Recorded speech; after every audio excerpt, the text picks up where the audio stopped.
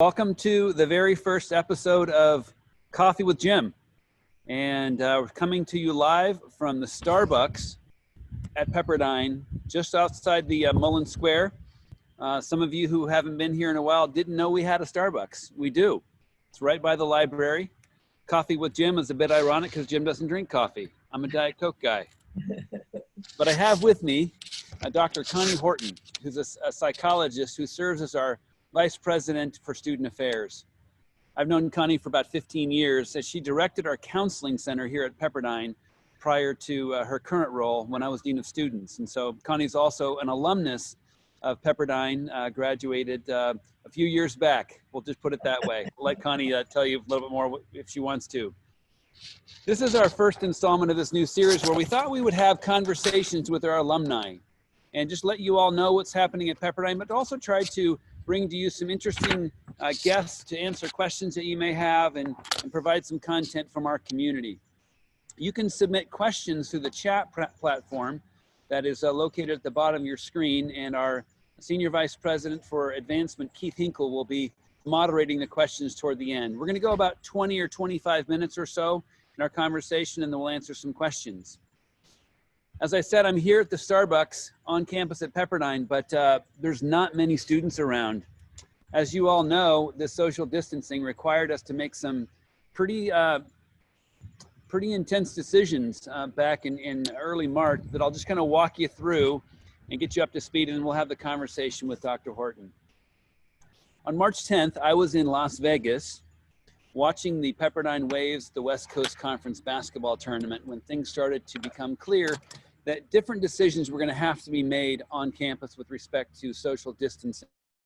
So on my way home, driving home on Tuesday, March 10th, we had a series of phone calls.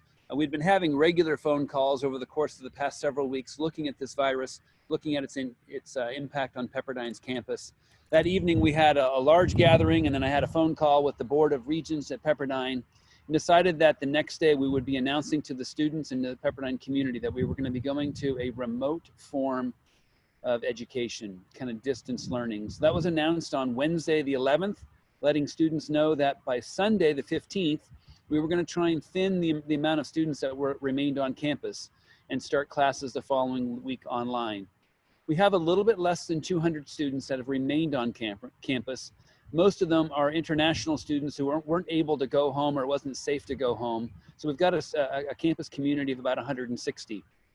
We have an emergency operations committee that is meeting on a regular basis, twice a day for a while. Now we're back down to every day or every other day.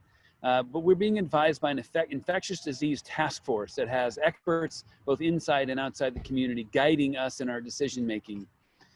So that's kind of where things are at Pepperdine right now. We've got about a couple thousand classes going on online right now throughout our 5 schools, and trying to make sure that everything is still moving according to plan.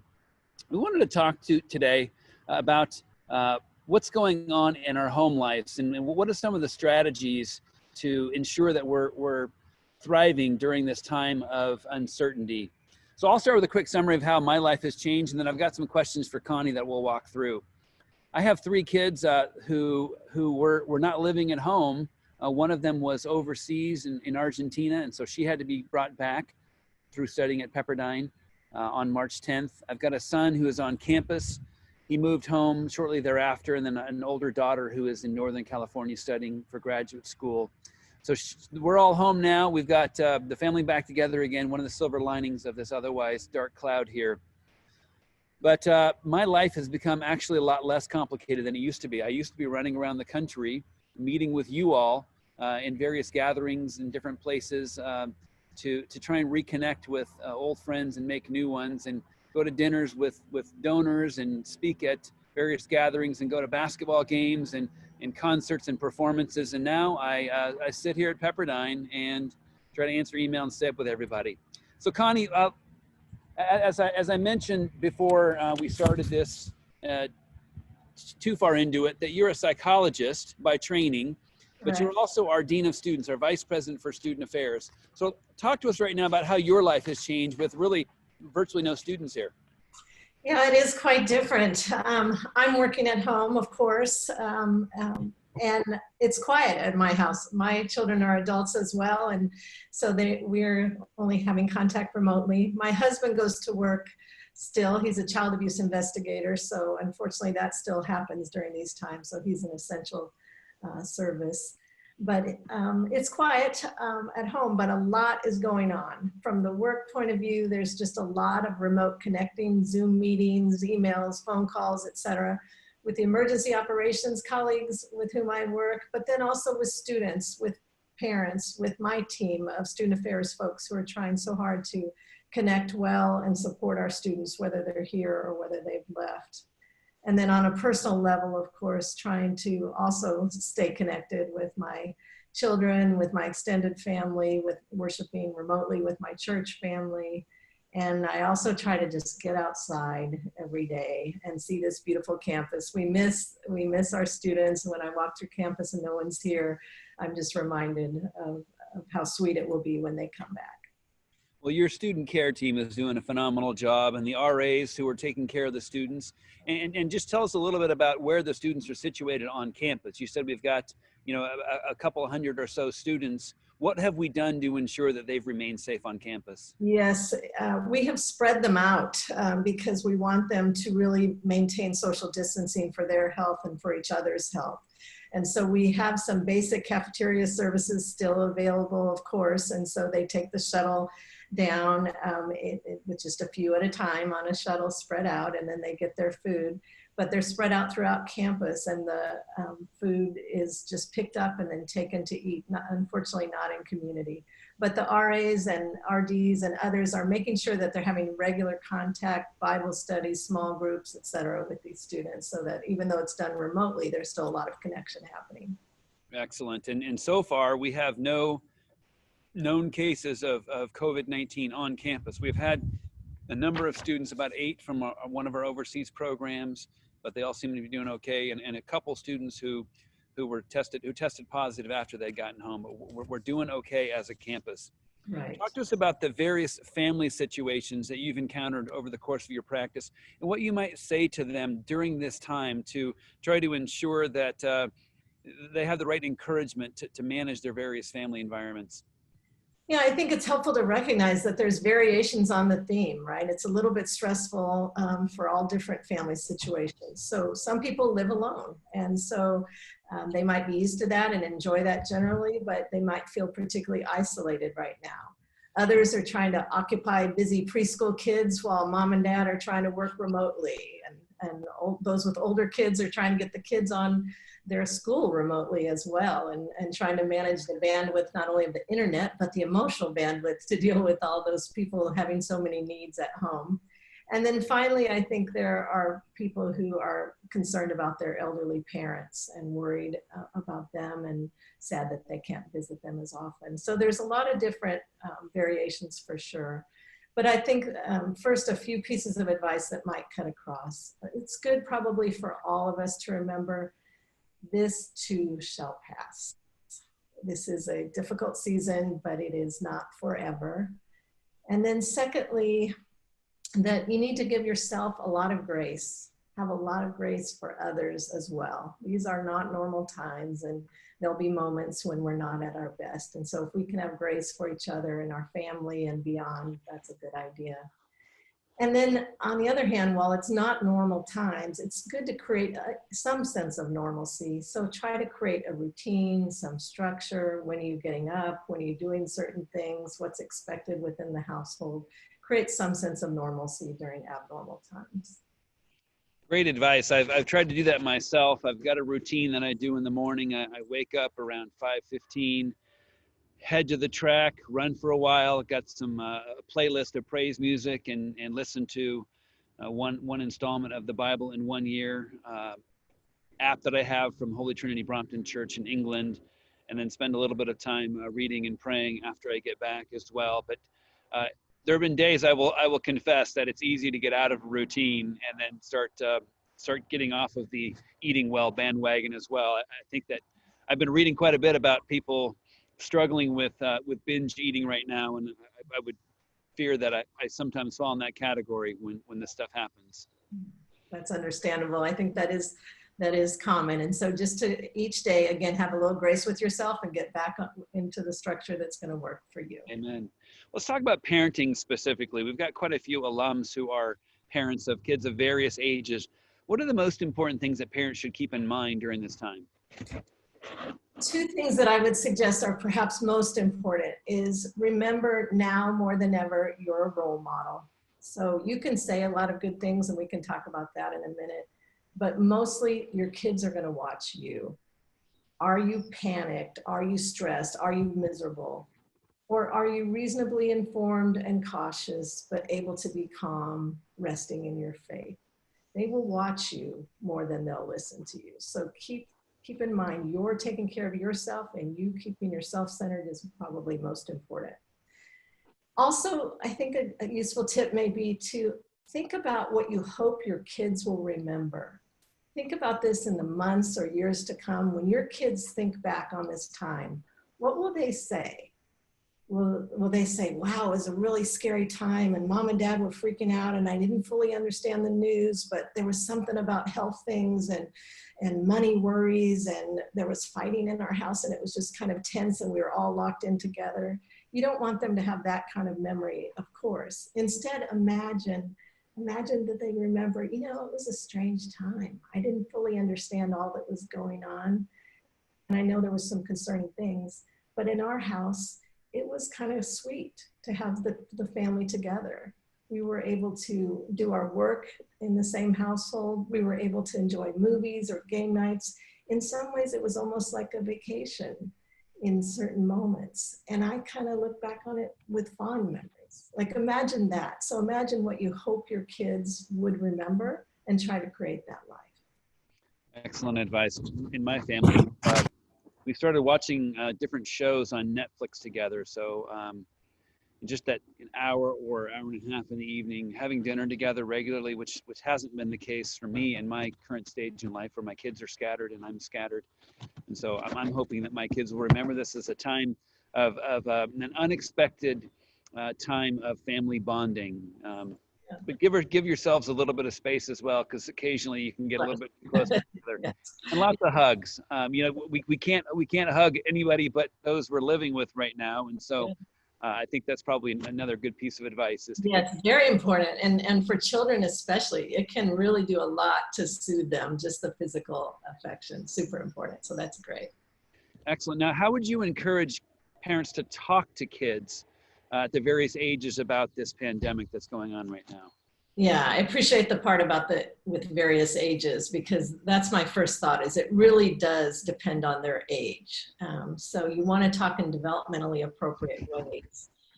Think about it like very young children need to know very little about this. If they're super young, they don't need to know much at all, except that the adults have this, basically.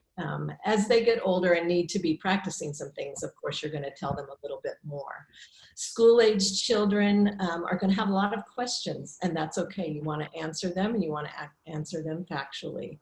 And of course, adolescents could handle a much more in-depth conversation. But the key, though, is to recognize even within age groups, there's a lot of variability.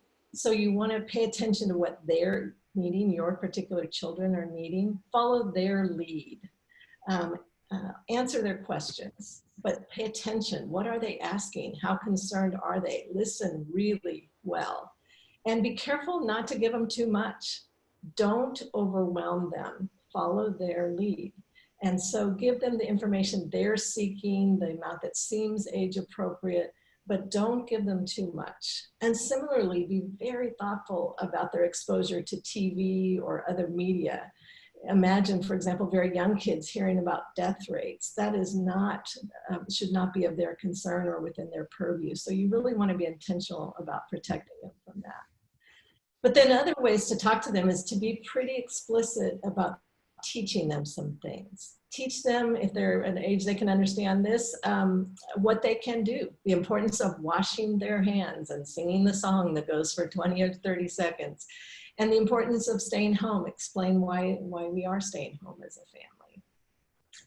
Explain the ideas of ways they can help others, that we want to be a family that cares about others. And so what can we do? Let's hop on FaceTime with grandma and grandpa. Let's write cards or make drawings for the elderly at church who may not be able to get out right now. What else could we do to help? Do we want to donate allowance to some cause that's helping people under these conditions? And then finally, teach them to manage their emotions, to settle themselves, to breathe deeply, to calm down through reading or through praying or through talking with you about their worries. Excellent advice. Thank you. My mother, who is, well, both my parents who are around 80, have just downloaded Zoom. And so we're going to be Zooming instead of visiting each other in person, we'll be Zooming. So that'll be a new experience I never thought was going to come. Yeah, I've been doing that with my mom and my siblings and all of their kids as well. So it's kind of fun to do even more social connecting in a time that you think there would be less. Yeah. Well, one final question, and then we'll open it up for others. Relating to the topic of resilience, one of the things that we've launched here at Pepperdine in this last year is a new program called RISE. And so tell us a little bit more about that and how that resilience training might be useful in this situation.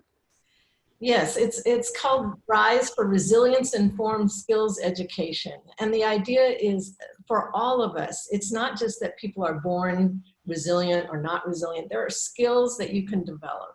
And so we, through a variety of means, are going to be teaching Pepperdine students skills that will help them be more resilient. There are 6 components, and I'll just run through them very quickly because I think even right now for all of us, it's a good idea for us to remind ourselves. A lot of this is not rocket science, but just check ourselves. Are we doing it? So for example, in the physical dimension, we're more resilient when we're eating well, sleeping well, eating well. Cognitively, we do better when we stop catastrophic thinking, when we renew our minds, as scripture says, of things that are true and good and right. And when we adopt a growth mindset that says, you know what, I can learn to manage this. I can learn new things during this season.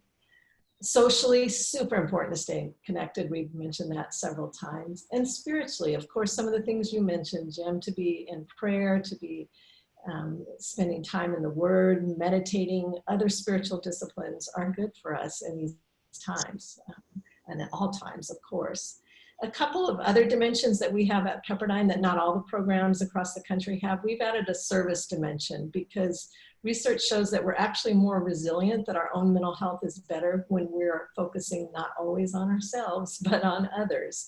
And so even this time to think about, would you like to make a donation to this cause? Would you like to reach out to these people? Who are you thinking of today? Who did you write a card to today? That actually is a resilience skill as well.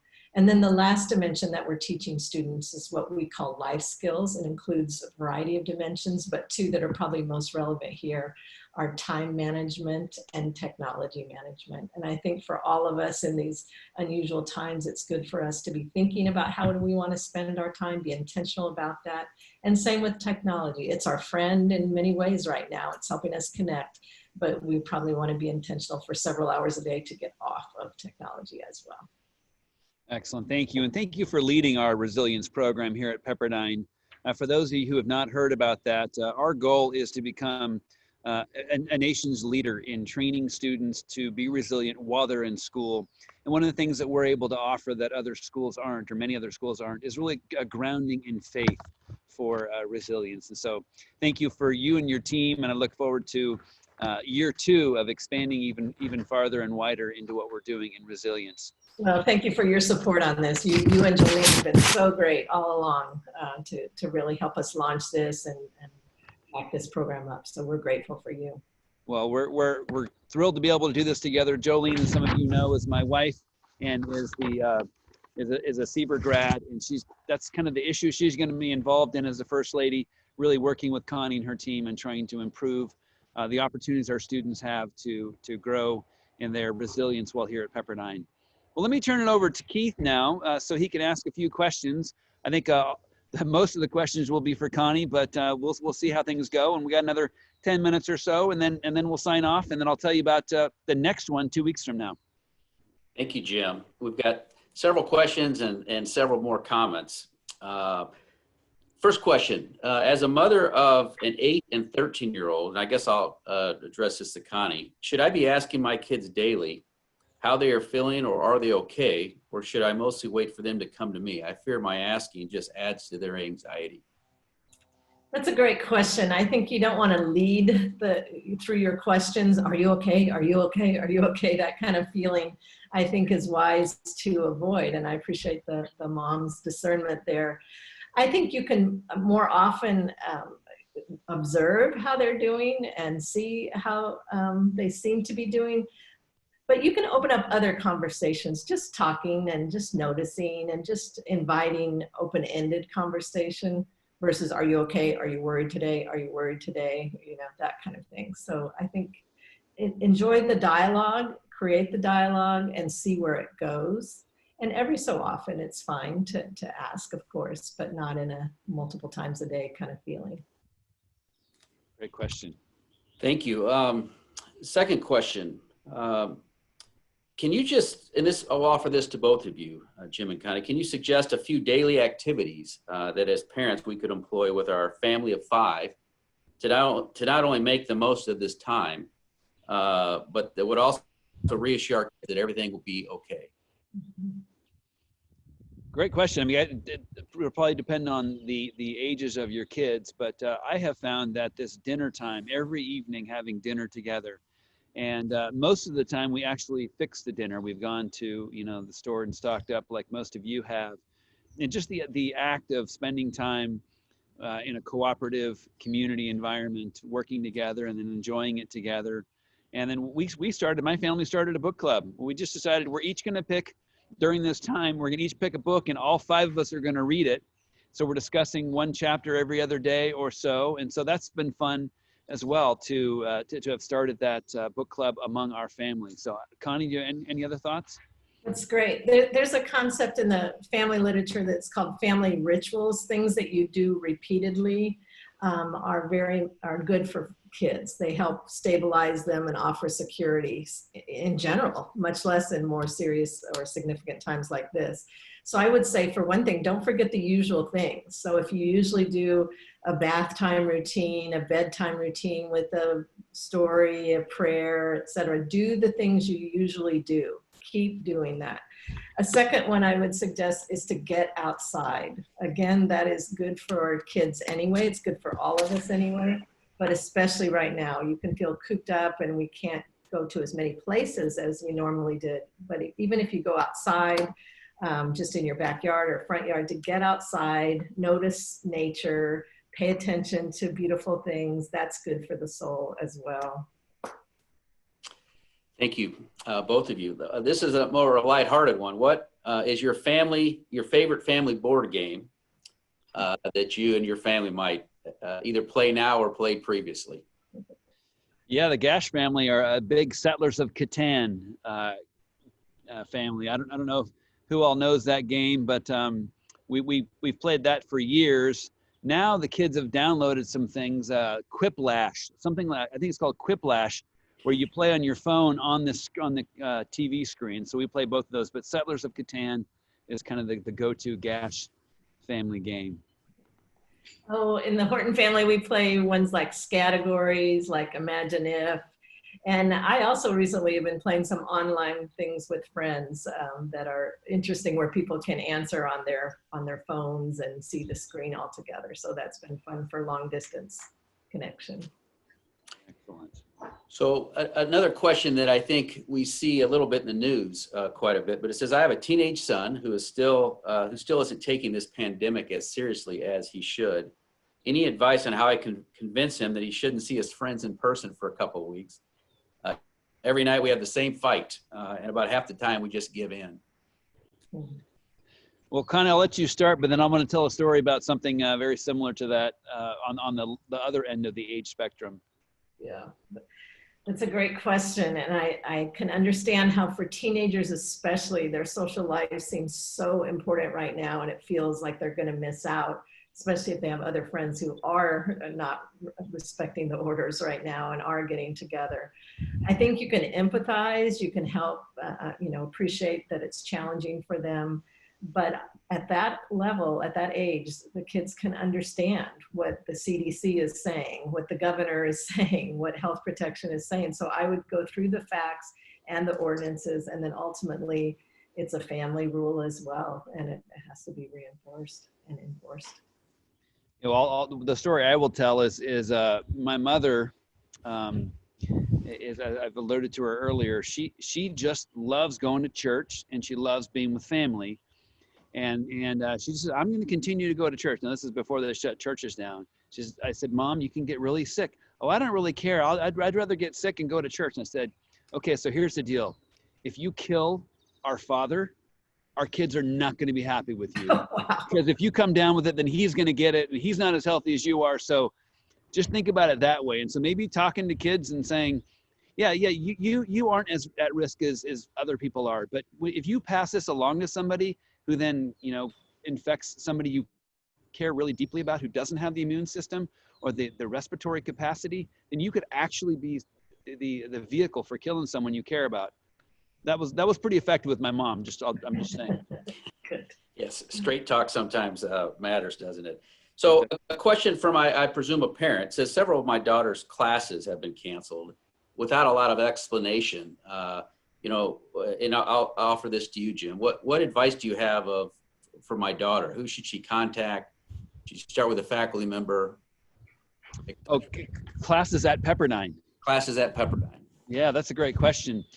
In the Pepperdine University, we have 5 schools. And each of those 5 deans of each school reports to the provost, the senior academic officer for the university, the chief academic officer, Rick Mars. And so I am happy to direct whatever questions that come in to Rick, and then he can work directly with the deans who can work directly with the professors.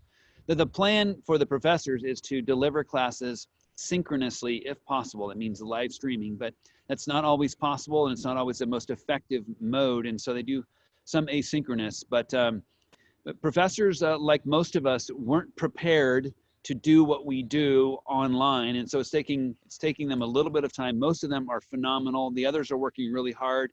And so we may have some canceled classes, but I would say what I would do is extend grace and understand that there may be some challenges that professor is facing in his or her family, whether it's sick parents or kids that are home that they didn't expect to be home, they expected to be in school. But if you want to direct that to Rick Mars, rick.mars@pepperdine.edu, he'll be able to get to the right dean in the school. Thank you, Jim. Kind of an opposite concern of the former question where the son wasn't taking it serious. I have a 14-year-old child who's paralyzed with anxiety, and I think you answered maybe some of this, but let me just ask it again. Do you have any practical suggestions for how we maintain the seriousness of the situation while at the same time normalize it in a way that becomes less paralyzing? Maybe Connie.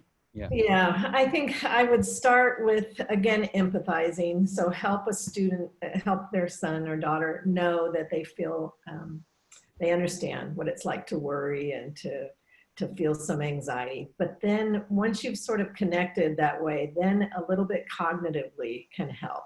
So yes, there are a number of people who've gotten sick, but the vast majority of people are well. And many people who've gotten sick will get over it, have already recovered. And so, then helping them have some strategies, like what is and isn't within their control.